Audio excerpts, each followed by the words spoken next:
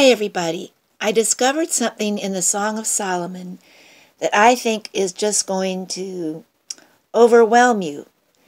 And I want to be quick, but I know that a lot of you are already familiar with a song by John Denver called Annie's Song.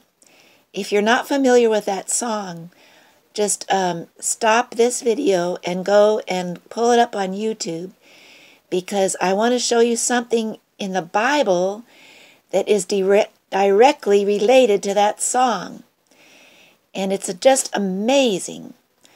The first line of the song says, "You fill up my senses."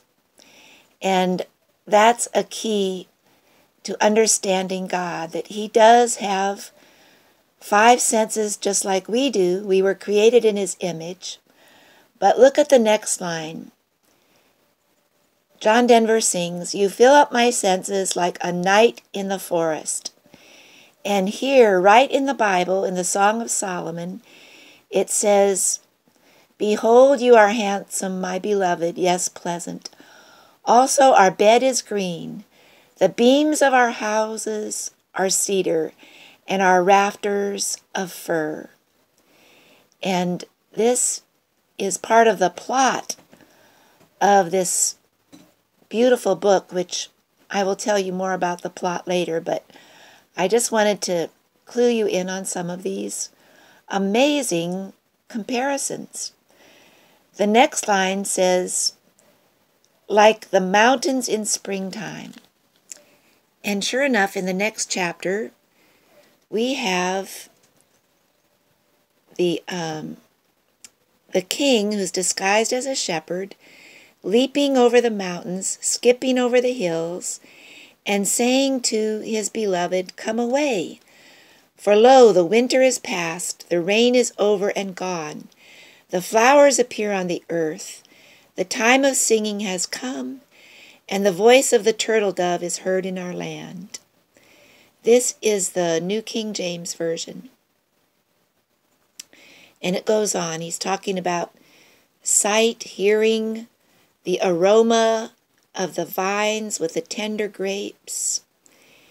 And then the next line in the song is, "Like a walk in the rain." It took me a while to find it, but sure enough, here in chapter 5, where the king, disguised as a shepherd, is saying, "Open for me, my sister, my love, my dove, my perfect one, for my head is covered with dew, and my locks with the drops of the night." He's knocking on her door and trying to tell her, he's been out in the rain. So that was amazing to me. The next line is "like a storm in the desert." Well, I looked up some desert storms on YouTube because I've never witnessed a storm in the desert, but one of the types, besides a thunderstorm, is a dust storm. And back here in chapter 3, verse 6, the Shulamite girl who is working out in the vineyards says, "Who is this coming out of the wilderness like pillars of smoke?" And that describes exactly what a storm in the desert looks like. If you look one up, you can see how the smoke it's dust, but it billows up like smoke. And here Solomon is coming with 60 men on horseback, so they were kicking up quite a bit of dust on the dusty roads. The last line of the first verse of the song says, "Like a sleepy blue ocean." And there is no specific description of an ocean in the Song of Solomon, but there are many descriptions of looking out over the tops of mountains. And Mount Carmel is mentioned too later, but if you look up these mountains and look for images, when you go into Google, you will see there are a lot of beautiful scenic pictures in Israel of the Sea of Galilee and the Mediterranean Sea from the tops of the mountains around them. So that was enough for me to round out the first stanza of this beautiful song called Annie's Song, finding it here right in the Bible. And I felt like the Holy Spirit kept nudging me to look and see what I would find. And there was like finding a pearl of great price. Now the next stanza of the song is completely different. And I believe the next stanza is a stanza that the bride of Christ would sing to God. And it's very, very beautiful, and it's a song of surrender. But before I go into that, which I may not have time today, but I just want to tell you a little bit about the Song of Solomon.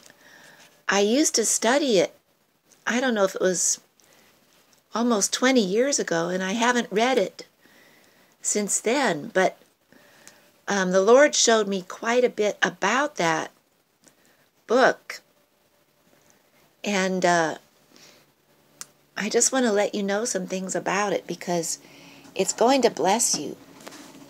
And I typed out some of the plot here just so I would remember all the details that the Lord was showing me so long ago.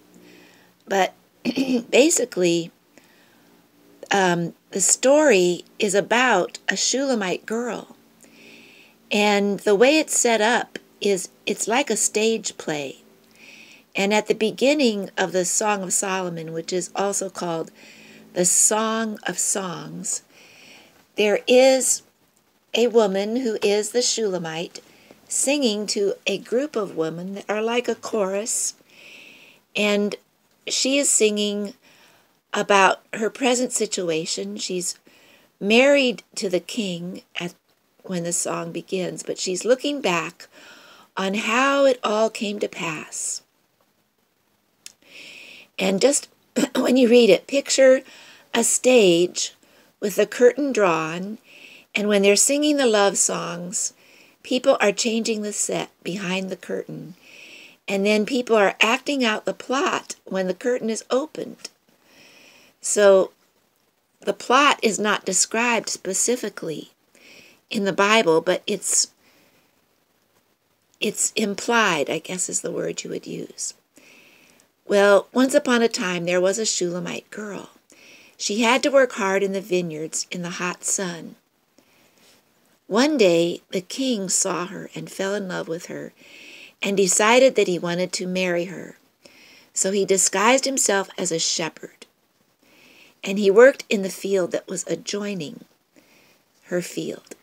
Her brothers were the ones that made her work out there, and we're not really told that there's anything specifically wonderful about her that would make the king fall in love with her. If you want to go back and read chapter 16 in Ezekiel, that will really sober you up about what God sees in us. It's about how he found us when we were just nothing, and how he brought us up to be royalty and to rule and reign with him. But anyway, this shepherd, who is the king, wants her to come and visit him in the tent. And she says, "How will I find you?" He says, "Well, here, take these 2 baby goats. I'll put the mother in my tent. So when you come close to my tent, the mother will call to them," because there were many tents filled with shepherds. After they met there, they would also go into the forest and lie down under the trees and talk all night. Disguised as a shepherd, he would come to her house, running all the way and asking her to come away to the hills. They would sit under the cliffs in the shade. Her brothers would tell her to get back to work, but the shepherd would come and visit her at night.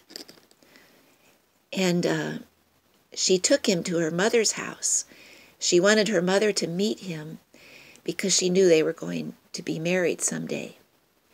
She didn't know yet that he was the king until one day, when she was working in the field, she saw Solomon come in his chariot with the armed soldiers, and he was wearing a wedding crown. And he jumped off his chariot and told her who he really was, and gave her a beautiful veil and a dress and shoes, and said they would visit his mother Bathsheba the next day.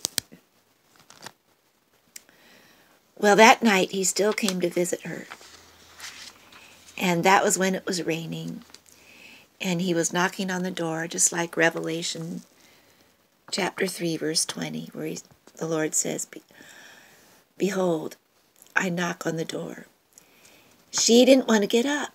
So much like the church, sometimes we make excuses when the Lord wants to spend time with us.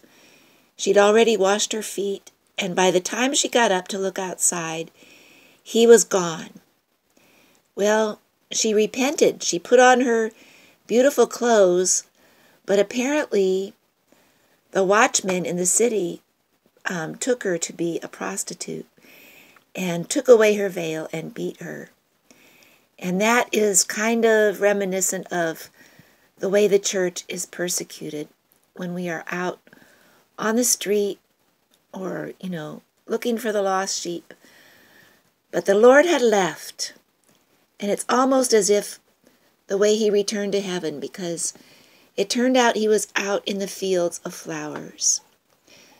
And then the next day he comes to get her, and that could be a symbol of the second coming, where he takes her to the palace. And there are 60 queens and 80 concubines there, and she is greeted and treated like royalty, just the way we will be greeted when we get to heaven. And they were married. They went on a honeymoon. It was like the marriage feast of the Lamb. But finally they did go back to see her family.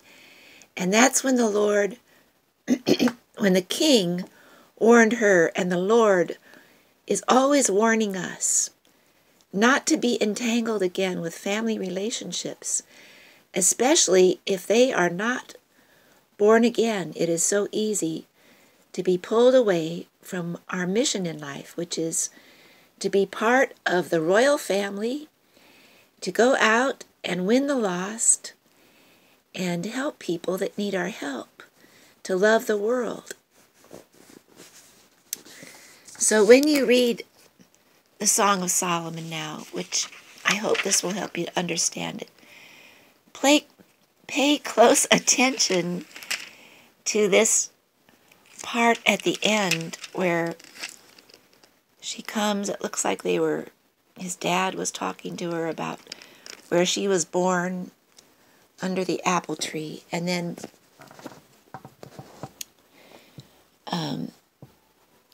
it says here the Shulamite is talking, but I know that's just a guess. It's actually the king telling her, "Set me as a seal upon your heart, as a seal upon your arm. For love is as strong as death, jealousy as cruel as the grave. Its flames are flames of fire, a most vehement flame." And in the Hebrew, it says the flames of Yahweh. Our God, if you look up references to that, is a consuming fire. That's in Deuteronomy chapter 4, verse 24, and Hebrews 12, verse 29. Many waters cannot quench love, nor can the floods drown it.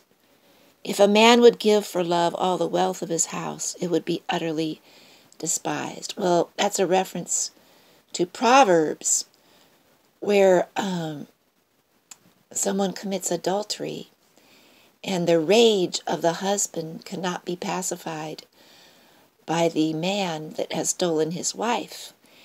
And that is what the Lord is warning us of here in this passage, that once we belong to him, we must never betray him and never leave him.